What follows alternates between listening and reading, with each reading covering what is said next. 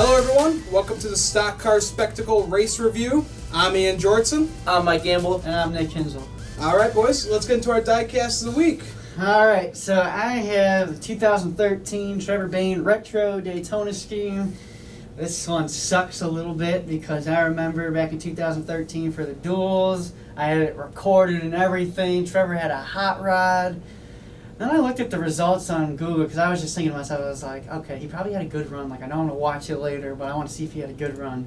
Then I see Trevor Bayne 23rd. I'm like, last place? There's just no way. This guy had a hot rod all week. Sure enough, I don't know how many there were to go. Trevor Bayne's leading down the backstretch. And all of a sudden the caution comes out. I'm like, they come back from commercial break, and here's Bayne getting out of his car. I'm just like, come on, man. I don't know where he wound up finishing in the Daytona 500 that year, because ever since he won it in 2011, that just was not his track, not his race. He always seemed to get into some wrecks, but I just chose this one. Honestly, I was just going through my diecast. I was like, which one haven't I brought up on this point? Right. Yeah. Not much significance to that one, but it just brings back some old memories. Oh yeah, totally. Yeah.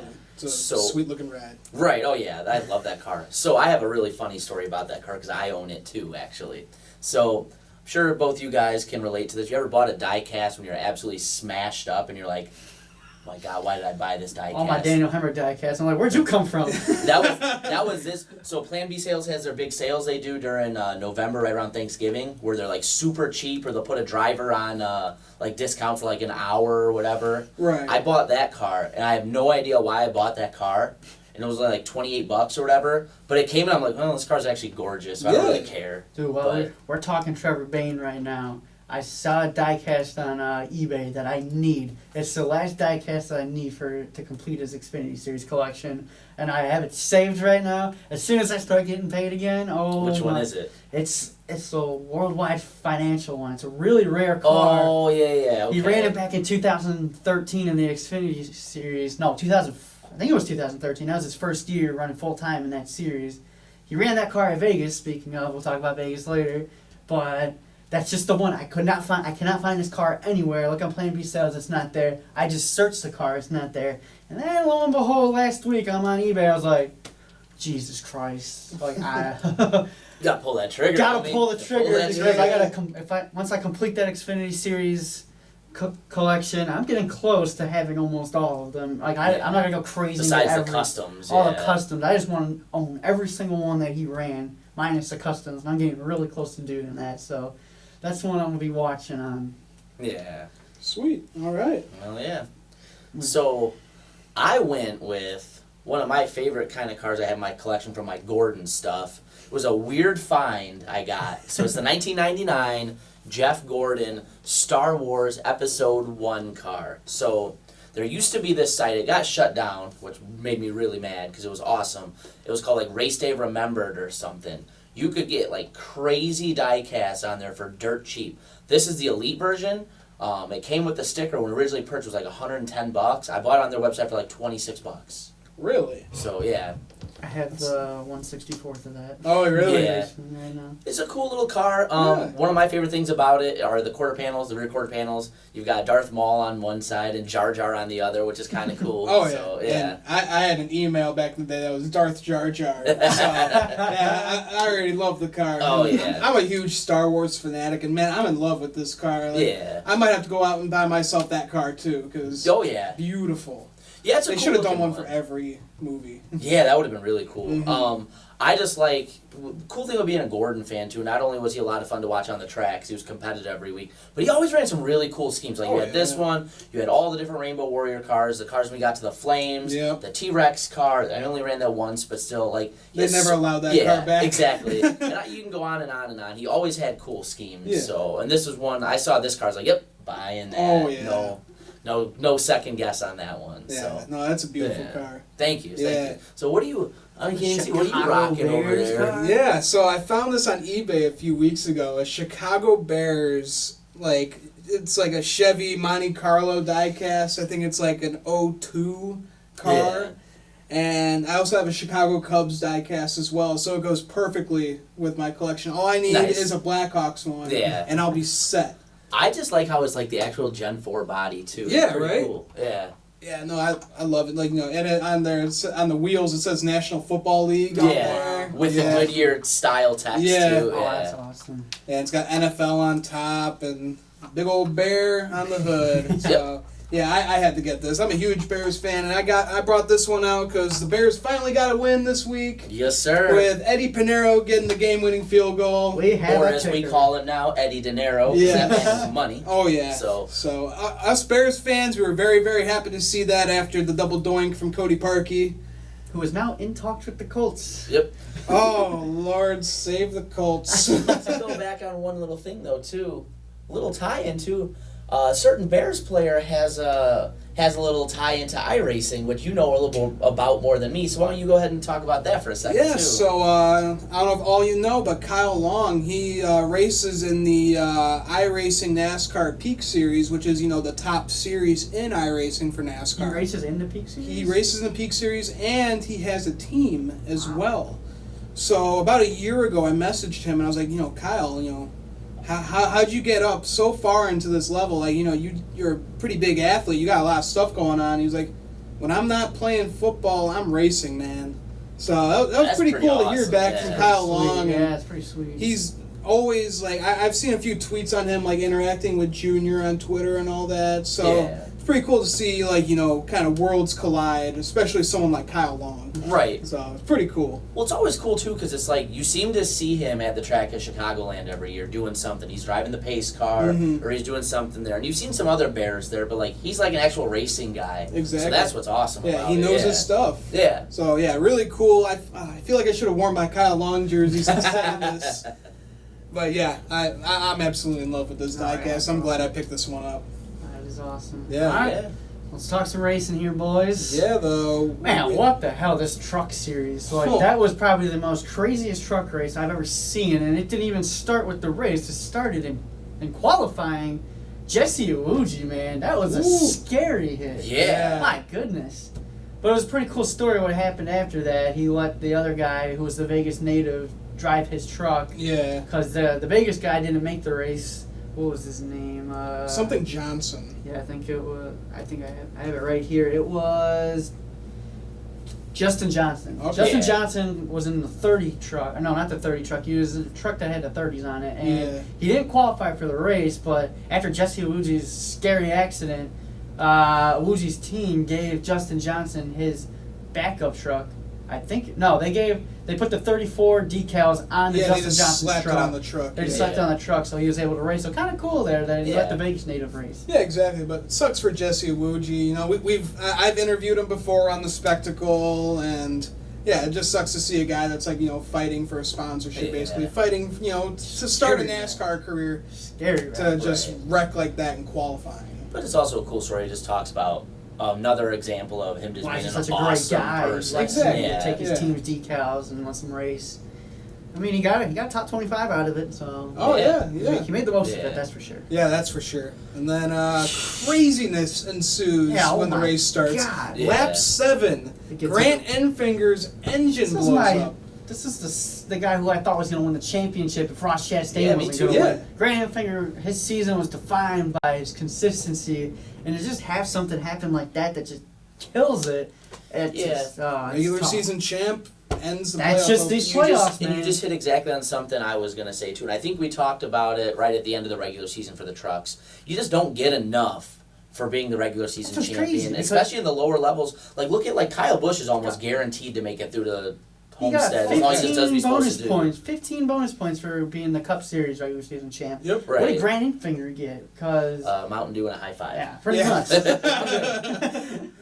Oh man, that sucks. That's what sucks about it. We talk about. I know I say this. We all say this week in, week out. That's just what sucks about these playoffs is the regular season champion should not be out in the first round. No, because his season was defined by his consistency. And just that one race cost them. Yeah. Just get, your 8 playoff drivers, just have them race all the way throughout to Miami and see it was such a where they end up. Field, it was such a small playoff field, why not? Yeah. Well, listen, one of the biggest problems, too, is I think they try to slap a uniform system across every series. And that's what I don't like, too. What's going to work at the Cup level isn't going to work They at have Xfinity half level, the size and of their vice versa. playoff field. Right. Right. With this series here, just like you said, why not start the playoffs if it's like 8 guys? If you want to do an elimination, go from 8 to 6 or like 8 to 4 right away, just like that. Yeah. After 5 races or something. And then just let them race it out over multiple races. This series is wild enough as it is. You don't need to add drama. There's already enough drama here to be entertaining. Exactly. I will say, as much as I bag on the playoffs, I do like, especially the couple. There's that added level of excitement every week you watch the races. Oh, yeah. I don't always like what it produces as far as the results, but as far as champions and people get knocked out that were like 3rd in the points or 2nd in the points would be viable championship contenders all the way through. But especially at these levels, it's like, you don't need it. No, There's not no at reason all. for it. So then, it looked like this was going to be Ross Chastain's night again. Right. Winning that first stage, but then we had more craziness happen and up in the second stage with Crafton and Johnny Sauter pretty much at the identical times, and Johnny Sauter pretty much had the identical issue that Grant Enfinger did. Something was wrong with those ThorSport trucks because 3 out of the 4. It wasn't even just the ThorSport trucks because Stuart Friesen had Stuart engines. Friesen had He almost didn't the wreck same out, but problem. he had. I think Ilmore's got some questions to answer here because from hearing what Grant Enfinger had to say, similar issue with Crafton, and you just heard a lot of the different chatter. If you guys, I listen to the scanner a lot during the truck race on my phone. I do the NASCAR paid subscription for that because I love listening to Ben and TJ Majors all race too. Right. But I'll flip through the regular scanner too. There were a handful of different trucks that were having issues with their engines, and it's that stock Ilmore engine. And Enfinger even said it was a spec part. It wasn't something that they modified. Right. So here's a guy who's a regular season champion, lose out in this race, lose his chance at the championship over something that had no control over whatsoever. I just thought it was crazy. Yeah. Halfway through the race, half of the contenders were out. Yeah, Half right? the contenders and biggest names in the Sport series. were out. Yeah, it's like what the? at the end of this race, I mean, you had 2 guys who I thought were going to go far. Like Johnny Sauter did not make it to the next round. Johnny had a terrible season. I think he'll even tell you that, but did not really see Johnny Sauter going out in the first round. No. The way that he did, it's just... Right, and Crafton like limped in, right? Yeah. Crafton like, barely got in because, he got the 5th spot, but... Yeah. Man, Tyler Ankrum making this, man. Okay, with the way this all went out, we had so many of these playoff guys, their engines blew up, and Crafton and Sauters blew up at the same time. I had a feeling something fishy was going on. Maybe Tyler Ankrum was, screwing around at the end. Some cords something happened. Disconnecting spark plugs. Yeah. While they had issues, Austin Hill capitalized. Austin Hill had a rocket ship. He was able to chase down Ross Chastain and get that win. Austin Hill, really, that last part of the race dominated. He just had such a fast truck. Yeah. And I didn't expect Austin. I told you guys at the beginning of this truck playoffs, I thought Austin Hill and Tyler Ankrum were going to be the first 2 out. But Austin Hill proved me wrong. He probably proved you guys wrong. I think he's too. proved everyone wrong He this proved season. everybody wrong because he has not had the best season, but he's won when it mattered. Yeah. He won at Michigan to get some momentum. Yeah, he won at Daytona, Michigan. And then to Vegas. get this one to solidify his spot in the next round, like Austin Hill has a really fast truck on these 1.5 miles, so I think he's proving that. he's proving like, hey, I'm still here. I mean, this isn't Brett Moffitt driving this truck anymore, but I can do it too. Exactly. So who knows? He could be a championship contender this year, boys. Yeah, who knows at this point? Like, Well, he's definitely through to the next round, so he's obviously got that going for him. You sneak in, you get a win. Like we were just kind of saying, the NASCAR trucks, especially in the playoffs, seems to be a war of attrition. If you can survive, you're gonna have a chance. So, like you said, the 2 guys we had going out early are now both alive with a very serious chance of going to Homestead. The Truck Series is showing that we might not have any idea what the hell we're talking about. Right. Yeah. So It's just so unpredictable. The but top 6 moving on: Brett Moffitt, Austin Hill, Ross Chastain, Stuart Friesen, Matt Crafton, and Tyler Ankrum. Just think about this. If somebody would have told you at the beginning of the year about the trucks, we'd be at this point in the season. Ben Rhodes wouldn't have made the playoffs. Johnny Sauter had been out in the first round. Grant Enfinger had been out. Tyler Ankrum would be in. You would be like, dude, what are you on? Well, hey, are you serious? This race you'd have was laughed at on. him. This race was on Friday the 13th. What the full moon? Yeah.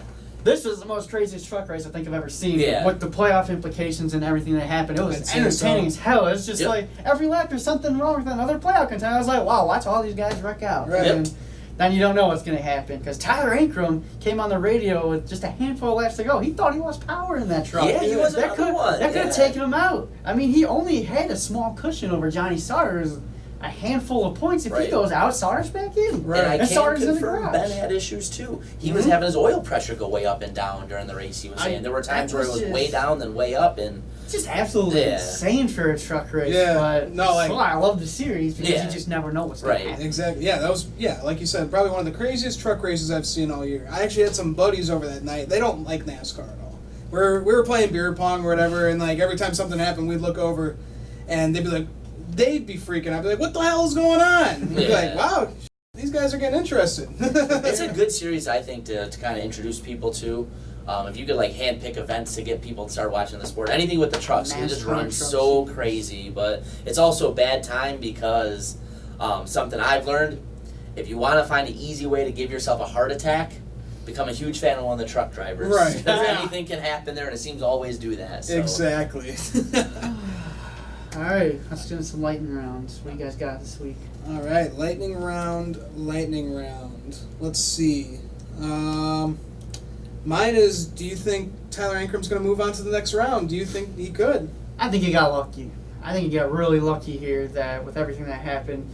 I mean, he had top 10 speed, but he finished 11th, so 11th is not going to cut it in the next round. I mean, I don't know what his average finishes were throughout the first 3 races of the playoffs, but they weren't great. I mean, he's in the last spot. He's behind 2 guys that had issues in the race. Right. So what does that say for him, really? That really says for me is no. But then again, with how he's gone, you never know. So right. I'm gonna say no personally, but I was wrong last time. So yeah, who the hell knows? And that's the thing is, do I think he can? I think he's outmatched versus who's left to make the final round here. But you've got Talladega as part of this round, where anybody can win. First race, and you win and you're in. Do I think he will? No. Can he? Yes. Yeah, for sure. Anybody can All at right. this point. Yeah, I don't think he's going to. He hasn't showed that he he has the speed like the rest of the guys do in the playoffs right now. Right. So, yeah, I even think Johnny Sauter deserves that spot way more than Tyler Ankrum. Oh, so, yeah. Even Grant Enfinger. Grant Enfinger, out of it still pisses me off that he's eliminated. Yeah. But, that's what happens in this crazy-ass playoffs. Yep. But, yeah, I don't think he belongs in this round of 6 that we're going into now. So Yeah, to make it to the final four, yeah, but if he does, I think he'll only get his win at Talladega. That's going to be like a big fluke. Dega, Martinsville, and yeah.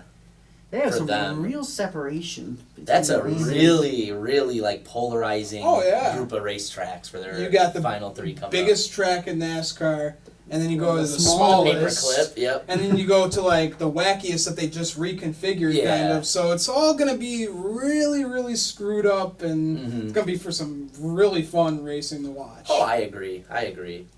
So I have a lightning round question for you guys. So we're into year 2 of this now, with Ilmore and the NASCAR trucks running the spec engine so often. Has it been a success in your guys' opinion? And the reason I ask is you seem to go back and look. I can't say that I have hard data to back this, just kind of passing like the eyes and ears test in my memory.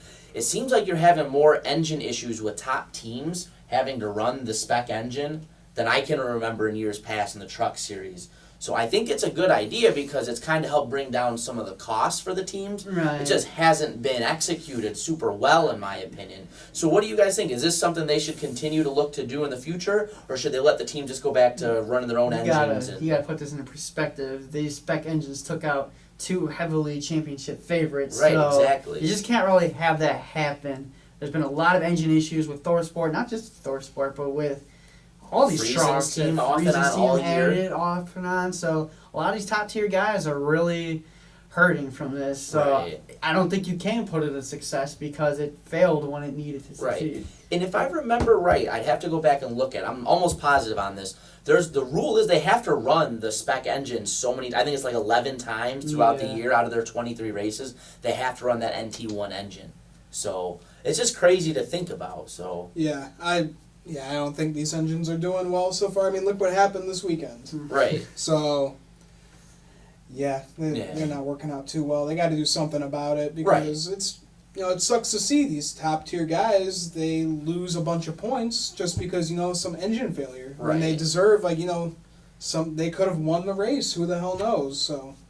It just really stinks, in my opinion, to see guys that are championship contenders taken out like that. Something like that they have literally zero control. We're coming up to some really good racetracks for Johnny Sauter. I mean, he's really good at Martinsville. Mm-hmm. He can get it done at ISM. Talladega's Talladega, so who knows about Talladega? But yeah. I mean, even Granny Finger's probably going to be pretty good at those racetracks. So just if one of those guys wins in in the next round, that's just really going to hurt.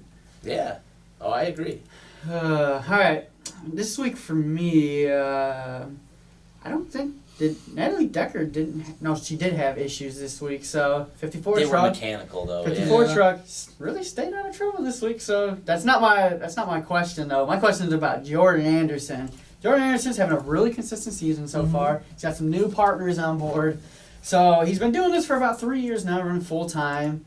Does this maybe open the eyes for anyone? I mean, I know he runs his own team, but maybe for somebody to jump on board and give him some more parts so he can run, because he qualified in the top 10 for this race. So. Right. No, I think this totally opens up some doors for some sponsorships to come in. He's had a good season. He's 15th in points right now. So from where this truck was 2 years ago, I think he deserves some better equipment. Oh yeah. I mean, he's driving back of the pack equipment, so the fact that he can, bring these trucks up, to fight for contention for a top 10, top 15, that's really good. And I think, sponsors should look at that and see that this guy can actually race these, I don't want to call them this, but, kind of piece of crap trucks, I'm sorry. Yeah. And, move them up to the front. So maybe someone can give him some money, he can get some more parts, make some faster trucks. Oh, yeah. Yeah, I hope like hell that works out for him. Now, the only problem is, and this is why it's kind of hard to say yes, in a perfect world, yeah, absolutely. But the problem is, we're watching Brett Moffitt have sponsorship issues right now.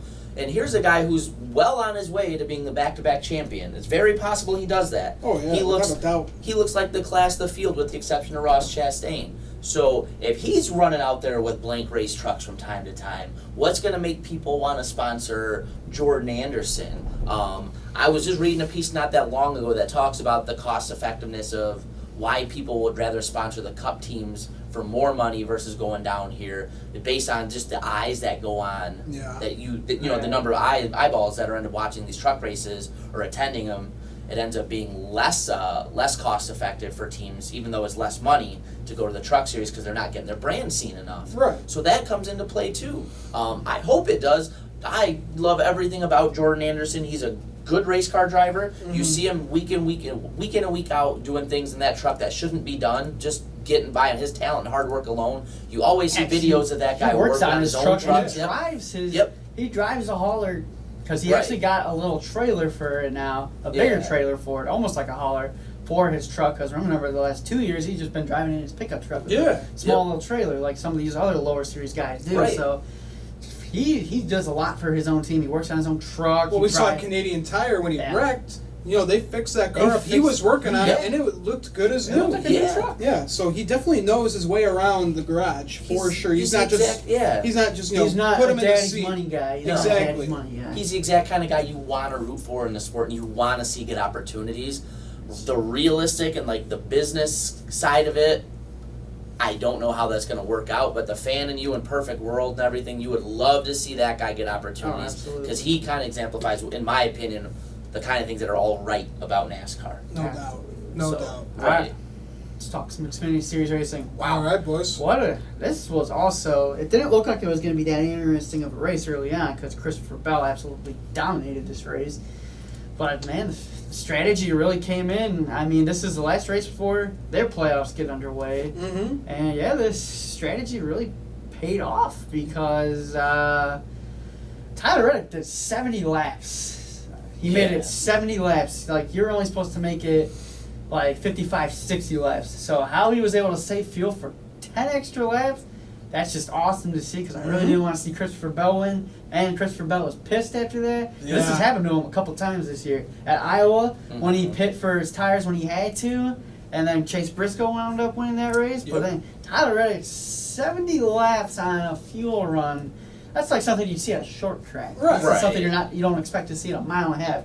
I don't know how he did it, but whoever was calculating the fuel, kudos to you. Yeah, right. They're gonna raise for sure. Tyler Reddick, though, so that's what 5 wins for him on the season now, I believe. Regular season champion now. Regular season champion now. That's just game on for game him. on for him and these big three. The big three had a good day. Reddick finished first. Christopher Bell second. Cole Custer finished fourth.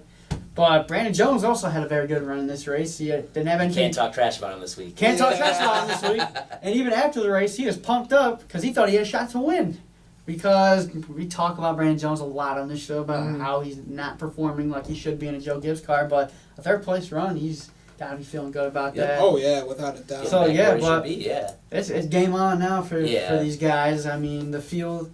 Looks like the field is set. It was all but set coming into the race, barring a non-playoff What's surprising winner. to me is that John Hunter Nemechek at the last spot. Like, he hasn't had a good year. It's time to turn it up. Right, on a team that may be shutting down at the end of the year. That's another one. They're just going to focus on the truck series, basically. Right. So, we got Bell. Bell is your first guy. And then you got Custer, Reddick, Cindric, Briscoe, Allgaier, Annette, Gregson, Jones, Haley, Sieg, and Nemechek is your field of 12, which has all been pretty much set for these last couple months. That's why we really haven't talked about their playoff picture, but there's no real it's analysis needed. It's pretty straightforward. It is game on for these guys. Right. Now. It's just great to see Ryan Sieg make it into the playoffs. So he's been having one hell of a season. Yeah. For that team and how small that team is, it's really good to see for him because the last couple of years, he's been outrunning his equipment week in, week out. I mean, he's had some really good runs this season and in the past. So I don't know if he's got the speed to hang with the big boys. He's gonna have to maybe get some strategy rolling. But he's got to ask the Lombard Bros for as we come money. we come into Richmond this weekend, you got Bell and Custer. I mean, no shocker there. They're gonna be good. Oh yeah, without a doubt. I can't imagine Reddick's gonna be bad either, though. Yeah, I mean. Tyler Reddick's good anywhere. And you know what I like about that team, though, too? Why I think, in my opinion, that team has the upper hand. I think he deserves... I think they're a little savvier.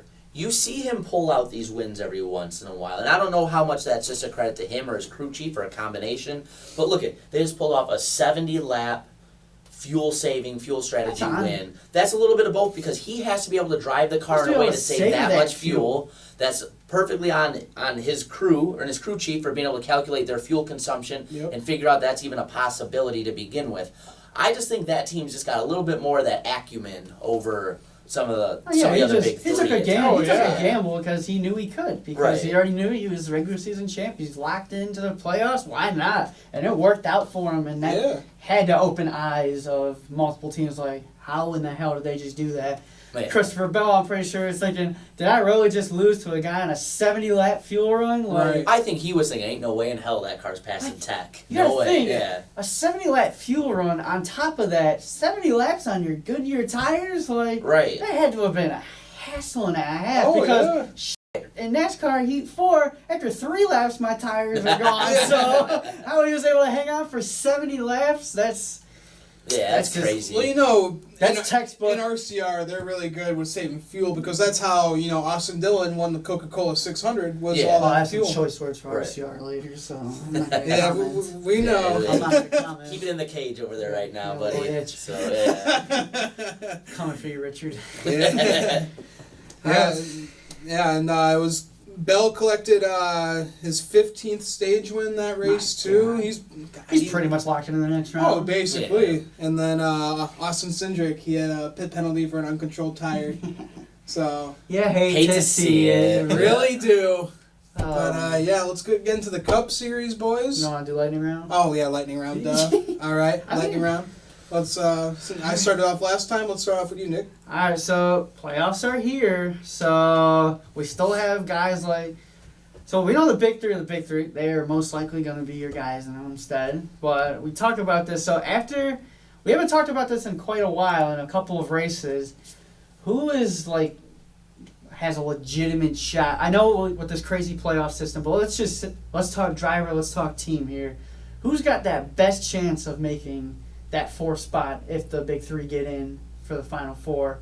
Because I've been leaning towards a guy like Justin Allgaier, but I think a dark horse pick has got to be Chase Briscoe right now. Because Chase Briscoe, at the right time, is getting really hot right now. He finished, where did he finish in this race? He finished 11th, so he didn't have the best run here. But at these past couple of weeks, they were even, the guys on the broadcast we were talking about, like, Chase Briscoe's been running really well lately. He could be a dark horse team to get in there. So if it's not Allgaier, for me, it's going to be a guy like Chase Briscoe. Okay. Yeah, I think the obvious choice for that is Allgaier. He's been there before. He hasn't won that championship, but he's gotten there. He knows how to do it. It's nothing new to him. Some of these other guys, when you get into the playoffs, it's a different beast. Right. But another guy I can see this really benefiting too is a guy like Noah Gragson, because one thing these playoffs really go out of their way to reward is aggressiveness. He's not short on being aggressive ever. We've seen it before. Ever, to his own detriment. Wrecked his own time and teammate. time. Yep. Yeah. So, as much as when he was younger, that was kind of a fault of his, he's found a way to harness that and make it a positive, which is a great sign. So, I really hope the playoffs don't become as trivial as it's going to be the big 3 and 1 more in the championship 4, even though it probably will.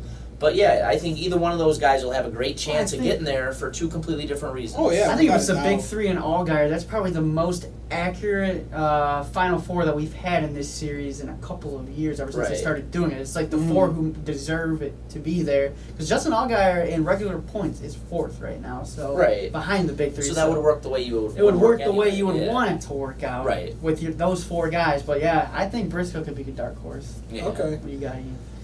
Yeah, I'm kind of with you guys there. Dark horse, it could either be Justin Allgaier, and I got to go with my guy, Noah Gragson. I mean, look at the season that he's had so far.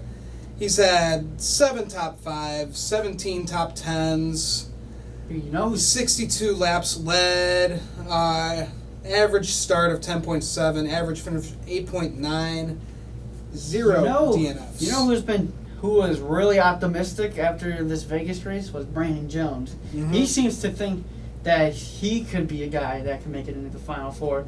Like, that team's going to have to get on a real hot streak for that to happen, but like, on the system, you never know. And Brandon Jones can get it done. It's just, once the luck going to go his way, once he's going to take care of his stuff enough. So he also seems to be really optimistic that he could also make it there. I can't see it. He needs to bring home a clean race car on a weekend for me to believe that. The boy that. wrecks way too much, and I'm surprised he even made it in the playoffs. And he so, barely did. Yeah. He's seated 9th right now. Yeah. So I don't see him. I don't know. I don't see him making him out of the first round, to be honest. Really? Yeah. I don't know. All right, what do you guys got for lightning round? All right. You know, you were kind of thinking the same way I was, so I'll switch it up a little bit. So it seems that we're pretty locked in to where we're all thinking the same way. It's going to be the front 3 and a combination of like Allgaier, Briscoe, or Gragson for that last spot. But does Talladega throw a monkey wrench in that plan? Do you guys think somebody outside of those 3 or 4 get a big win there? I think somebody outside of the playoffs can get it done there. I mean, you just never know. It's Talladega. This is like an opportunity for Ryan Sieg if he can, because is Talladega in the first round for these guys? What does their playoffs look like? I'm gonna look it up right now with their schedule. It's so hard to keep up with the schedules for the other series too, I know. which is another thing I really don't like how they align. It's just I want to see. I understand why, but I want to see what their schedule is like, and that'll tell me if a non-playoff guy or if there could be an because there could definitely be an underdog win at Talladega. It's Talladega. Right. I mean, that's an opportunity for guys like John Hunter Nemechek, Ryan Sieg, Brandon Jones. They can all have terrific runs there, and they can help them. They can even win. They don't run Talladega. Not in the first round, or just not in the playoffs Not at all. Not at all. They're going to be running. They're going to be running Richmond, Charlotte, and Dover. So it's really, the Roval. the Then, Roval. Right? So yeah, well, let's substitute in the Roval there then. Yes. I did not realize they don't run that. That seems so odd, doesn't It's it? only the Cup and I don't know. I Trucks. just assumed they ran that. They That's used so to. odd. They used to. Yeah. A couple years ago, they used so to. odd. For the Roval, absolutely, because Chase Briscoe got his first Xfinity Series win there last year, and you got guys who run really well at the road courses there, so absolutely this could happen. The Roval is a very tough racetrack. This could be a racetrack that really messes up the front 3 and a guy like Justin Allgaier. Justin Allgaier is a really good road course racer, though, so I'm sure he's going to have a good run. Chase Briscoe, really good road course racer, and he won here last year. So, and then Austin, I hate to say it, but Austin Cindric as well. Austin Cindric's kind of been the king of the road courses this year. Yeah. So, yeah, really, anybody can go out to the Roval. That's like your wild card race here in the playoffs. Yeah. So, Yeah. Yeah, I agree. I'm thinking, like, someone low in the season, like someone like Justin Haley. I feel like he could He go could out. benefit from Yeah, that. he could definitely benefit from that. Or I'm even thinking non-playoff driver. We've seen him do it before. Jeremy Clements, he's won on a road course before. Yeah. So, quite possibly, if things go the right way, he might spoil the party for the playoff boys. You just never know. Yeah, exactly. Yeah, Roval's a crazy track. We've Right. only ran on there once, so We don't know what we're getting into. exactly. No, like we don't really know who is the best at the Roval. Yeah, we You don't. know? We don't. That's a good point. Yeah. So yeah, I'm going with one non-playoff driver, maybe even someone like Greg Galding. He's been showing that he's Greg Galding got a top 10 this past exactly. He's weekend. showing he's got the speed in these underperforming cars. He didn't. He had to win to get in the playoffs, but he was the 13th car. He was the Yeah. first guy out, right. and he had some good runs these past couple of weeks. Exactly. So yeah, that'd be good for him. So, what do you got? I kind of answered my own question there. I was All right. I was gonna say, what non-playoff driver do you think is gonna win in the playoffs? So I'm gonna ask you guys. Non-playoff driver that's gonna get a win. That's tough because That really is. it's Or at really least, how about a top 5? That's better because a lot of these guys you don't really see them competing for wins. yeah, it's tough with these top 12. Who's those are someone that really can the kind of spoil the party though? Well, you said it. You'd hit Yeah. it on the money. Jeremy Clements is the only guy who's been able to do it before. Yeah. I don't know. Like, that's a tough question because you don't really have that many good guys after that. I mean, unless Come you on. get like a Greg Galding. Not gonna go with your boy? Oh my! You want me to call my boy? I would love to see BJ McLeod get a freaking win in NASCAR. I would be the biggest supporter ever. Like, man, that Talladega would have really benefited. Oh him. yeah. But I'm trying to be a little bit realistic here. There's no way BJ McLeod's going to get that done. Yeah. Love you, Right. BJ, but no, not happening. But really, the only guys who've had good runs this season, Greg Galding and Jeremy Clements. And that's even if they Right. had Yeah. an opportunity to get Right. out there. Yeah, it's just You it's never hard know. to say because the big three and co have kind of dominated so much of this Yeah, Xfinity you need something to happen all series. three of them for you But to listen, have a chance. Justin Haley's had his moments at times. I would never count out John Hunter Nemechek. I'm not going to cut out Michael Annett either. Right, Michael Annett Michael can get it Annett's done. Michael Annett's been hot all season. He's Right. easily having his best career season in all of Right. NASCAR. Oh, so. without a doubt. Noah Gregson's outside that top 5 if you're looking for, if that's the rule we're going for your question. Yeah, I guess we We've can been do saying that. for weeks we think he's ready to win at any Mhm. point here. So, there's definitely outside of your top couple playoff drivers that I think can get it done. If I had to pick out of those, I'm going to move away from Gregson just because I think he's too close to that group Getting there. because we've been saying for a while I think he's creeping up high. He's performed higher than his playoff spot is. Oh yeah. I'm Like, I'm gonna surprised go- yeah. he's 8th. Yeah. I'm going to go honestly with another guy we haven't really we've talked about, but I haven't really yet, is Brandon Jones. He can get it done. He can get it done. Yeah. He can easily make it to the Final Four if he starts bringing clean race cars home and he starts winning. Exactly. Right. He just wrecks way too much. He wrecks way Yeah. too much. Some of that's not his fault, but some of it is. So, yeah, I like the kid. I like his mentality. He kind of is just that Southern guy. That's that small Southern town guy. Right. Who just loves race cars. So.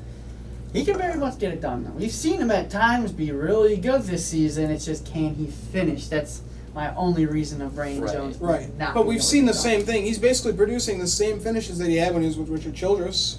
Yeah. I mean, it really seems like he hasn't stepped up ever since he joined the Right. elite Joe Gibbs racing. Right. I understand. So, all right. Shall we talk some cup racing? Yes. First race of the playoffs. Yes, we shall. And it got interesting right away. Well, it's first. Well, Clint hot damn, Boyer. Yeah. I was thinking about my bracket. I was like, Clint Boyer's on the pole. Here we go. You guys are giving me shit about him advancing. I was like, let's go. Clint Boyer on the pole here. Yeah, it didn't last long. No. Yeah, that Right away, Daniel Suarez was just like, all right, screw you, he man. I'm took going off. for the dub. And Yeah. Clint Boyer was pissed off at him. He's like, this is the second time he's done this to me. He just kind of doored him. doored him hard, Doored him yeah. hard twice at the beginning of the race. Well, I don't know. It's like Suarez wants to have the respect, but he's fighting for his job at this point. He's got to Exactly. go out and do what he's got to do. Right. And then from that, we had Kyle Busch had issues early. Like, yes! Kyle Yeah. Busch Kyle had Busch had a issues whole early. lot of- Kyle lot Busch had going himself on. a race, that's for sure. But he got in the wall. That really just wrecked Yep. his day right there. Yeah, he eventually came back on the lead lap Came later. back, which is impressive because only Kyle Busch is the only guy I think that could do that. Is Kyle Right. Busch. He's so talented, but he had problems early. Yeah, the Eric Jones stuff. Eric Yeah, Jones, man, 2 years in a row coming into Vegas. He just needs to get out of Vegas with a good run because here we go again. Yep. Has his issues and Transmission broke. now couldn't he's get the in a cover must-win fixed. situation after race 1 already. Yep. So- And Kurt basically. had issues too. Yeah, Kurt, he had a little tire rub after Truex got into Kurt him. Busch was Yep. the only So- guy to not finish the race. Yeah, he Yeah, finished and so last, yeah. right there after 1 like point going he into got. turn 3, just slammed hard into the wall. His day was over. Hard hit right Yeah. there. That sucked for the Vegas-born driver. Oh, man. Yeah. You always want to win at your home track. Exactly. So at one point in this race, all 4 guys I predicted to be out after the first round were all out for like a couple of laps. I was like, let's go! And then, it didn't happen. And now like 3 of the guys I had advancing are now out for Right. now. It's only But- race 1 Yep. though. It's only race 1. 1. So, I was impressed with some of these playoff guys. I mean, the first guy that comes to mind for me is Ryan Newman. Ryan Newman played the pit strategy again, Mhm. and it worked out for him. I mean, that's great for him and his crew chief for figuring this out because he knows he doesn't have the raw speed to get it done, but Oh yeah. maybe he can just do what he did back in 2014 and limp his way through again. But Yeah. because it's awesome. I mean, it's not awesome. I don't like Ryan Newman. I don't like the 6 team at all, but that's just Yeah, okay. you don't like Yeah. the 6 team. We're jaded. Yeah. But no, for a guy like him, he knows what he's got to do to. He knows he's going to rely on strategy to Right. get it done, and he executed. He got it done. Comes away with the top 10 in the first race of the playoffs. So. Yeah. Yeah, it was great. Not bad for Rocket Man. Right. I was really happy with Blaney's performance. Being a fan of his, knowing he traditionally does not run well at Richmond, he needed to have a big day. Oh, Yeah. Because if he comes out and he runs like 18th or something, you're signing your own Yeah. death wish there. It's over Top for him, 5 for him. basically. Because otherwise, I know he won the Roval last year, but it got gifted to him because Jimmy He Johnson still got had way a good. over He was aggressive. running third, Right. like, most of the time. Right. Doesn't mean he wasn't having a bad No, race. but still, you can't go to the Roval expecting because you just Right. don't know what's going to happen. Exactly. So he needed a big day today, and he's got to have a little better than normal day at Richmond. He's got to get at least, I think, a top 15 Yeah. to really solidify himself going to that last race. But this was a great stepping point for him. Yeah, and then 20 to go. Truex took the lead from I my thought boy Kevin Kevin. Harvick was getting it. I cannot believe he let him by. Man, I thought he was going to pull some blocks or something because once Truex passed him, he was gone, man. He was really And gone. I don't know if you guys saw the stat, but every driver that has won Stage 2 since they started the stage racing has gone on to win at Vegas. Yeah. So Really? Truex I did didn't it see last- that. Wow, yeah. Martin Yep. Truex did it last year, I think. Yep. No, Brad Keselowski won the first race Yeah. last year, so Brad Keselowski did the same thing. I think it's spring and fall race they're talking. Really? Yeah. So every time someone's won the second stage, they've gone on to win It's the been in an race. opening playoff race because even at Chicagoland, Martin Truex, I believe, won Stage 2 at Chicagoland Yep. back in 2017, his Yeah. championship year. And he went on to win the Well, he won championship. back to back, 16 and 17. Yeah. 16 was a little bit more exciting than 17. Oh, 16 yeah. had that crazy finish, but Yeah. I thought this was Harvick's race, but Martin Truex Jr. showing he's still there. Yeah. We haven't talked about him much with Harvick and Kyle Busch, but he's still there. He ain't going away. Oh, yeah, Can without never a count doubt. them out. Can Yeah. never count Martin Truex out. Him and No. Cole Perner got that. Got it Definitely a down. championship But yeah. team. I mean, they Right. should always be in someone's mind that, this boy's here to win another championship. Right. And he definitely can. Yeah. 2 other guys that had really, really good runs. The 2 young Hendrick Motorsports drivers, Bowman and Byron, both. Was Mhm. it 6 and 7 here? Yeah, that's a really good day. And Bowman at one point was pretty far back. He had, Yeah. I don't think he had issues, but he just wasn't running well. And then the next thing you know, he brings home a top 10. That's pretty impressive. Like we said earlier, with the playoffs, it's a different pressure than these drivers are used to having on them. You have to perform race in and race out. There's nothing to wait for. Oh, yeah. You get to a track that you're not good at, you have to find a way to make things happen. Some of these guys, these younger guys that haven't been there before, Right. that's kind of hard to overcome. That's hard to adapt to. Yeah. To see these 2 come out and put out performances like that's pretty cool. And William Byron, earlier in the race, he spun because of a flat tire. Yeah. So, Rebounded. really nice to see him come back and get P7. I'm looking Right. at this right. So the first 4 out right now are Ryan Newman's still out. Somehow he's still out. I got Newman, Kurt Busch, Clint Boyer, and Eric Jones are the first 4 out right now. Yeah, I see that on NASCAR.com. That's crazy to think, because where did Almirola finish in this race? I think Almirola finished 13th, so how Ryan Newman got ahead of him? I don't know, but that's crazy. Ryan Newman finishes 10th and he's still out. Yeah, right. It's interesting. Yeah, but he had such a big hole to kind of climb out of, too. Yeah. How many playoff points did Almirola have? Couldn't have had that many. Well, here's what Well, he won one stage. Here's what's killing Ryan, a guy like Ryan Newman, is that he doesn't get stage points. He gets finishes, he doesn't get stage points. Right, so exactly. I kind of think that's what's.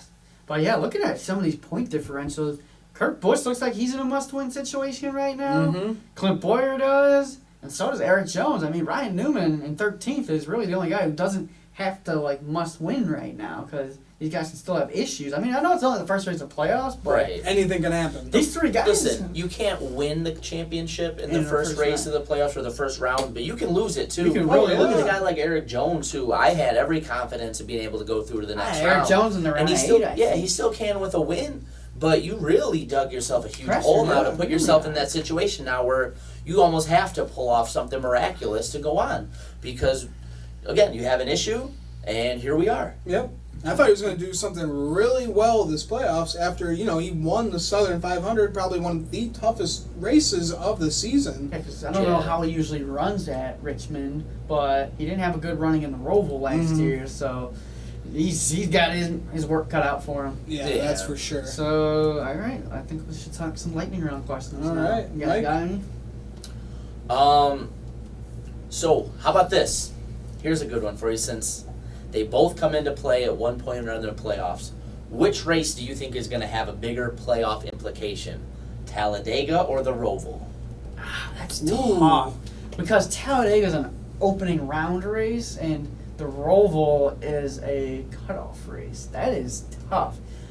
I think you're going to have to go with... I still think you got to go Talladega, because you're going to have guys who are down below the cutoff line who are like, this is my shot to win. Maybe I gotta take it up a notch here. But then again, the Roval, a cutoff race, and if you have guys that are just a couple of points out, they're really gonna push the issue.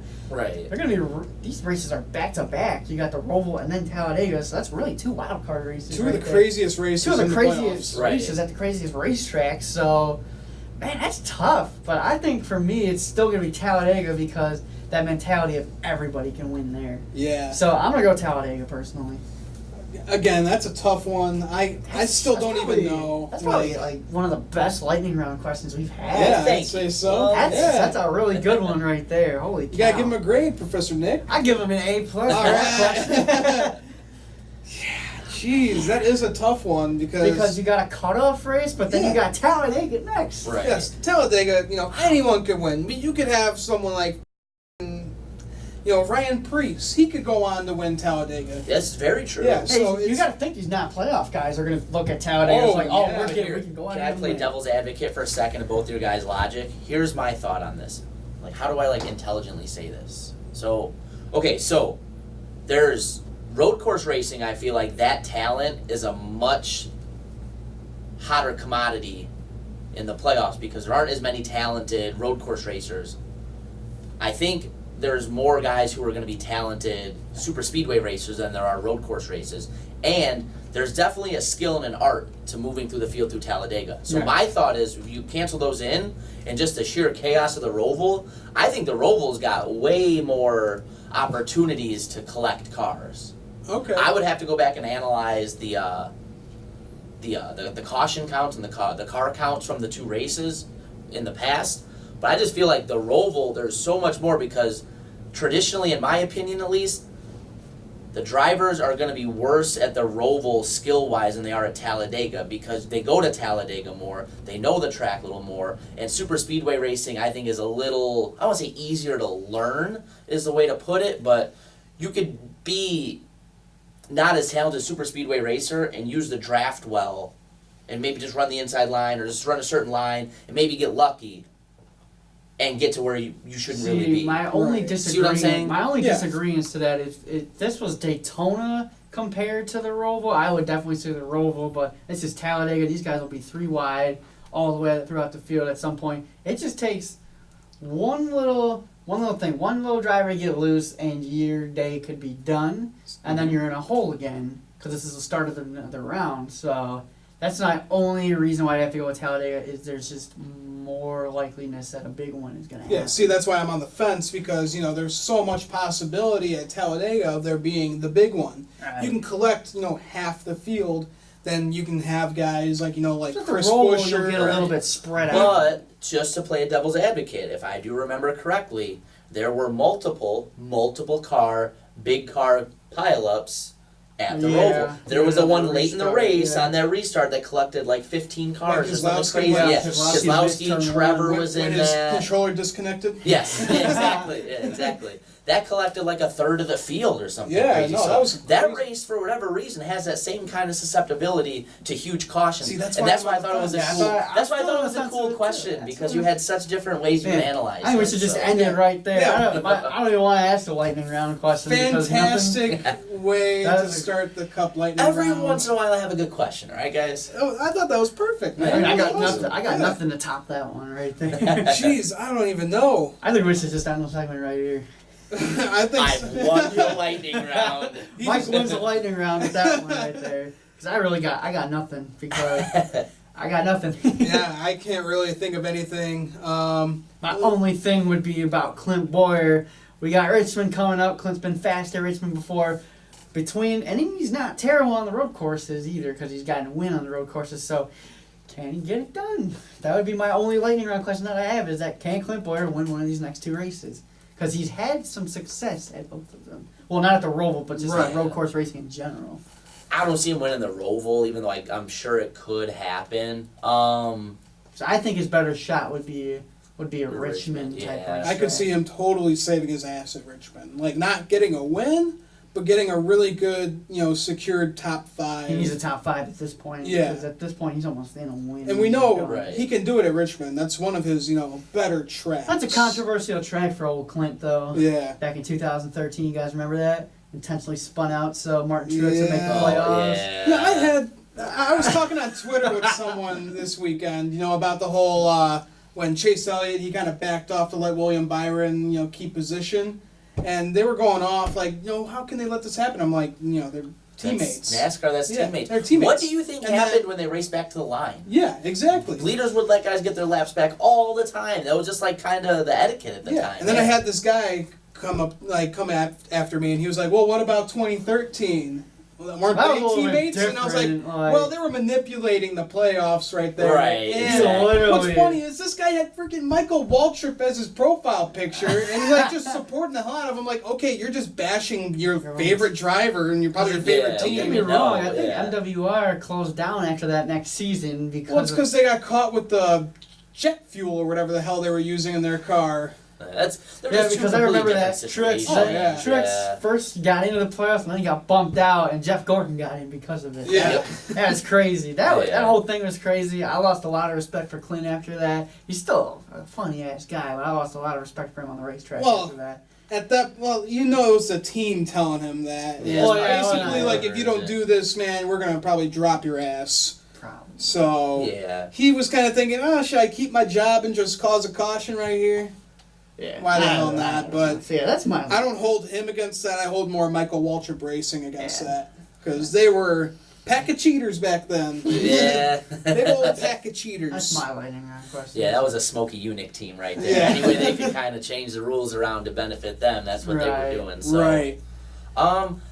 Yeah, just to kind of answer at Richmond. I mean, I guess he can run well there, but I just think there's too many other guys that are really good there. Right. Like Kyle Busch Kyle is really good there. Denny's been good there in the past. Kyle Larson. Kyle Larson's good there. okay Bush there. is Yep. really good at Martin Richmond. Truex Yeah. got his first short track win. Yeah. Right.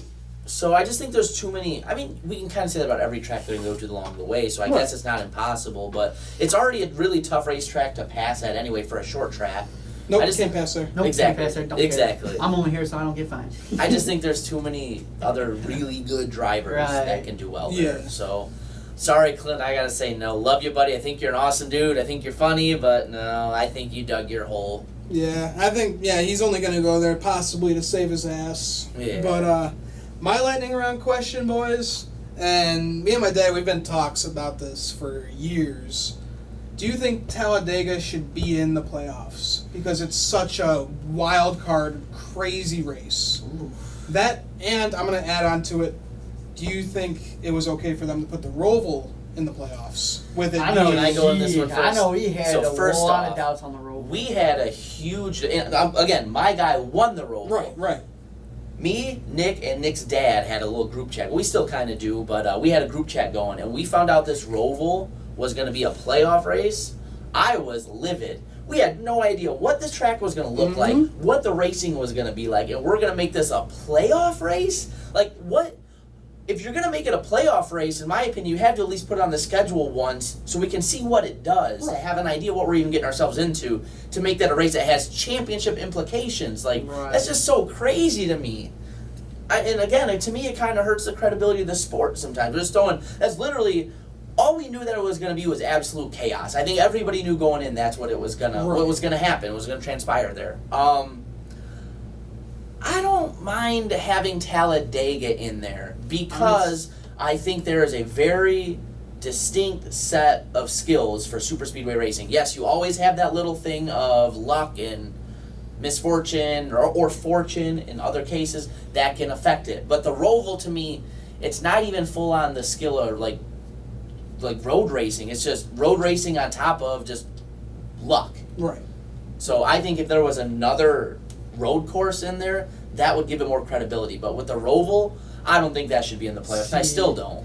What I liked about what they did with Talladega is they moved it. It used to be a cutoff race, but now it's not. So it's now the opening race for the round. Yeah, but Daytona will be next year. Yeah, Daytona will be a cutoff race going into the playoffs. Yeah. That's Right. crazy. Which is going to have the same kind of effect, implications. though. So I like that they moved Talladega from that cutoff race to an opening round race because there's not as much pressure. There's still pressure, but there's not as much. Right. But kind of like what you said with the Roval, you don't really know what you're going to get out of it with last year being its first year. So yeah, maybe they should have moved a track like a Sonoma or a Watkins Glen in there because that's a road course that we already know can be raced on and can put on a good show. I mean, the Roval put on a great show. It's just like you said, there's just so much chaos for that. Right. For These that boys aren't ready for it. that to be a cutoff race is that's just NASCAR throwing in its entertainment aspect right there because I know it's going to be crazy. But It's irresponsible. I think you should put a more credible track, a more credible road course in there if you're going to do it. I personally would love to see Watkins Glen a second time. I love Watkins Glen. Yeah, I love that Yeah, road the Glen's course. really good. I love that road That'd course. be nice to see. And I think Mr. Chase Elliott would I think Chase love Elliott that. would Oh, love yeah. that. He's going to be So, like yeah, in the that's stock his car playground spectacle. now. Like, these guys know what they're talking So about. yeah, I think Talladega. I don't mind it being in the playoffs anymore because it's not a cutoff race. But the Roval, I'm iffy on. But Okay. Yeah. Yeah, I've always been kind of on the fence about Talladega. I mean, it's always, it's a fun race to watch. It's kind of, crazy part for the playoffs. But, yeah, Roval, like when I first got the news about it, like 2 years ago or so, a year and a half ago or so, and they were talking, I was like, oh, cool, this is going to be a great race. It's going to be awesome. Something new. We've never seen, like, a road course and oval being used at the same time. saw all the accidents they had in the testing section. Yeah. Nobody knew what the hell was going on. And then they Byron just damn slap near it. died, And they yeah. just slap it right in the playoffs. I'm Like, like, that's just not what you do. no one is going to know what the hell to do. Right. And that's why, we saw so much testing going up to that race. I don't think I've ever I seen, don't think it really besides helped, like though. Noah Gragson testing at Homestead, I don't think I've seen so much testing. I don't really before. think it helped Right. because you had a lot of guys find issues there, and then those issues transpired into the race because the William Byron incident looked exactly like the Brad Keselowski incident. Exactly. And then turned in and took out 15 cars. So Yeah. Right. we can talk this all day, but yeah, that's my opinion. Right. Yeah. Yeah, like I said, I just think there's more skill there's a distinct skill because they run so many super speedways. There's a distinct skill Right. to super speedway racing. I think that should be accounted for in the playoffs, in my opinion. All right. Okay. Yeah, I think that'll do it for For our our review. race review. You Yeah. boys got anything else to add? No, I think we're good, partner. All right. Well, for the Stock Car Spectacle, I'm Ian Jortson. I'm Mike Gamble. And I'm Nick Kinsel. See you next time. Yeah, make sure to follow us on Twitter and Instagram. Get to subscribe.